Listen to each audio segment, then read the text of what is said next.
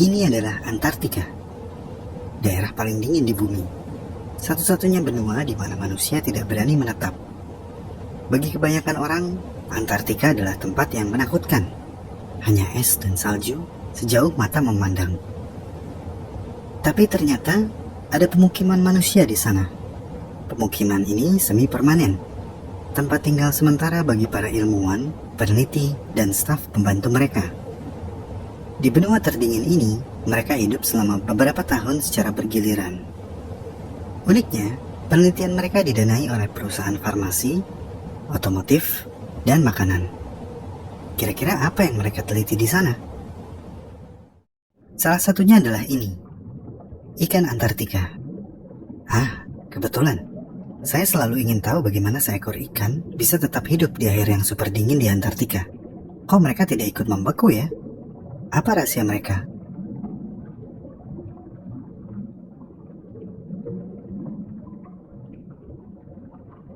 Di perairan daerah Antartika, suhu air tidak pernah naik di atas titik beku.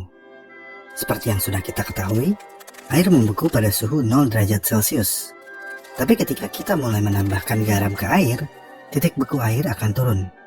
Dan semakin banyak garam yang ditambahkan, maka akan semakin rendah suhu yang dibutuhkan air untuk membeku. Ini berhubungan dengan depresi titik beku. Depresi titik beku adalah penurunan titik beku pelarut pada penambahan zat terlarut yang tidak mudah menguap. Pelarut dalam hal ini adalah air, dan zat terlarut adalah garam. Inilah sebabnya titik beku air laut lebih rendah daripada titik beku air biasa. Titik beku air laut Antartika bisa mencapai suhu minus 1,9 derajat Celcius. Di suhu tersebut, kebanyakan ikan akan menjadi es ikan. Es ikan kayak apa ya? Ya, intinya kebanyakan ikan pasti akan membeku di suhu minus 1,9 derajat Celcius. Karena cairan di dalam ikan memiliki konsentrasi garam yang lebih rendah.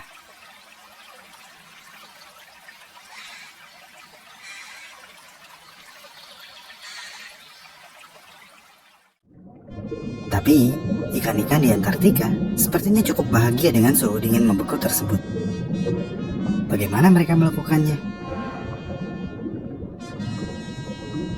Berkat bantuan para peneliti yang rela tinggal di Antartika, kita jadi tahu kalau ikan ini mampu bertahan hidup karena inovasi evolusi.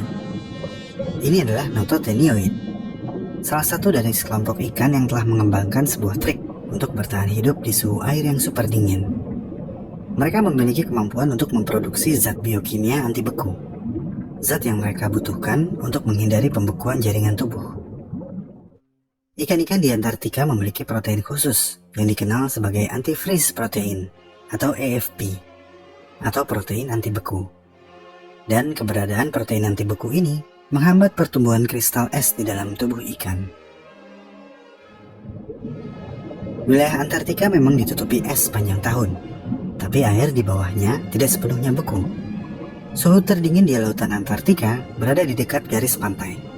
Dan di sini, kristal es terbentuk di badan air dan juga menyelimuti dasar laut. Bagi kebanyakan ikan, ini bukanlah lingkungan yang ideal untuk hidup. Tapi bukan suhu air laut yang menjadi satu-satunya masalah. Terkadang, saat musim dingin menyelimuti Antartika, iya, ada musim dingin juga di Antartika. Ibarat kamu makan es krim habis berenang, terus minumnya air es.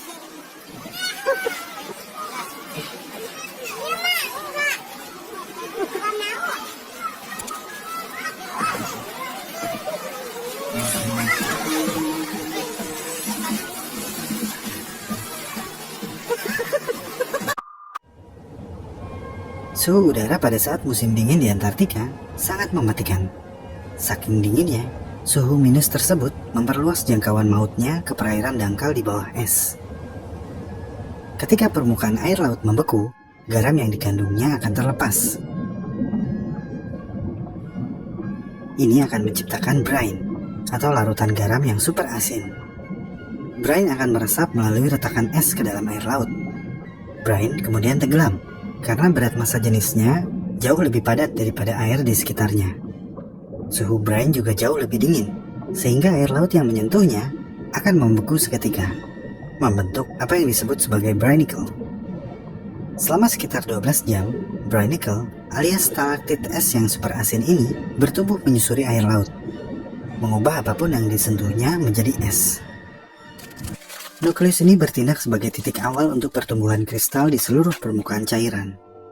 Kristal-kristal es bersifat tajam, dan ketika mereka terbentuk dan mengembang, mereka dapat menyebabkan kerusakan jaringan yang serius. Dengan kata lain, kristal-kristal es dapat menyebabkan sel-sel di tubuh makhluk hidup meledak dan mati.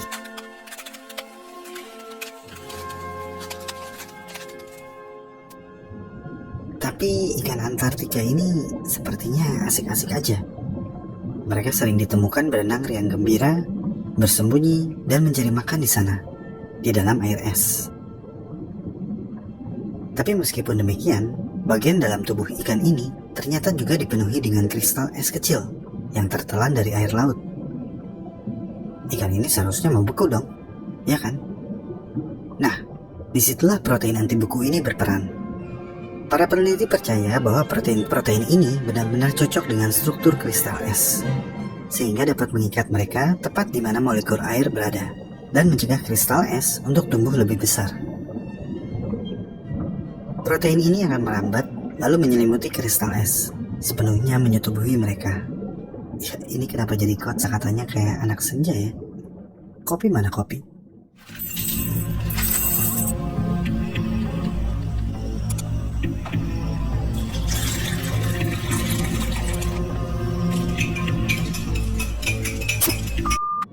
Pada akhirnya, kristal es di tubuh ikan tersebut menyusut ke bentuk mikroskopis, dan akhirnya cuma bisa nongkrong di limpa. Kristal es ini tidak dapat tumbuh lebih besar, sehingga tidak menyebabkan kerusakan sel yang mengancam nyawa ikan. Aksi protein anti beku ini sangat kuat. Mereka secara efektif menciptakan celah di titik beku pada cairan di tubuh ikan. Celah di mana cairan tubuh ikan seharusnya membeku. Protein anti beku ini menurunkan titik beku bagian dalam tubuh ikan hingga sebesar minus 2,7 derajat Celcius. Dan karena titik beku air laut tidak bisa lebih dingin dari minus 2 derajat Celcius, maka secara teori, ikan-ikan ini benar-benar tidak bisa membeku. Tapi protein anti beku ini bukan hanya milik ikan Antartika. Ada beberapa hewan lain yang juga telah mengembangkan varian protein anti beku mereka sendiri. Dan tanpa kamu sadari, protein anti beku juga banyak terdapat di sekitar kamu. Es krim adalah contoh yang paling dekat. Sekarang mungkin kamu gak akan pernah menemukan es krim yang tidak lembut. Bukan karena diumpetin oleh karyawan Indomaret. Tapi dulu, tekstur es krim akan menjadi seperti berpasir dan tidak lembut setelah dibuka lalu disimpan di freezer. Itu terjadi karena di dalamnya sudah mulai ditumbuhi kristal-kristal es kecil.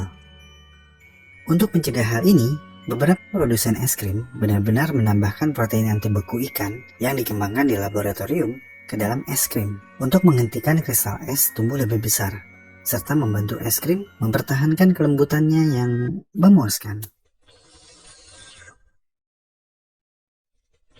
Sangat memuaskan. Dan ya, saya tahu, pastinya ada aplikasi yang lebih penting daripada es krim. Beberapa perusahaan otomotif telah mengembangkan protein anti beku yang digunakan sebagai pencegah pembekuan di mesin kendaraan bermotor. Senyawa-senyawa ini sekitar 300 kali lebih efektif dalam mencegah pembekuan daripada produk konvensional pada konsentrasi yang sama. Para peneliti juga sedang mencari cara untuk memanfaatkan anti beku alami ini sebagai sarana untuk melestarikan jenis bahan biologis lainnya. Seperti menjaga organ transplantasi yang biasanya disimpan pada suhu yang rendah. Sehingga mereka bisa bertahan lebih lama tanpa kerusakan yang disebabkan oleh es. Ikan-ikan ini telah berhasil menggunakan senyawa biokimia untuk bertahan hidup di salah satu habitat paling keras di bumi.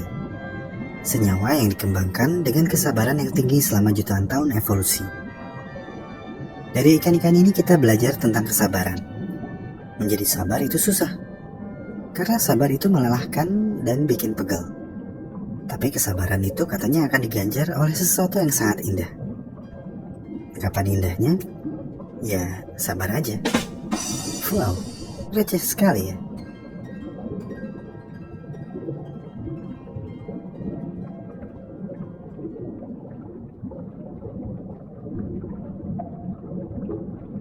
like video ini dan subscribe. Karena like dan subscribe dari kamu akan membantu perkembangan channel ini. Ikuti perkembangan semua hal yang aneh, menjijikan, dan indah yang mengundang rasa ingin tahu kita semua. Terima kasih dan sampai jumpa.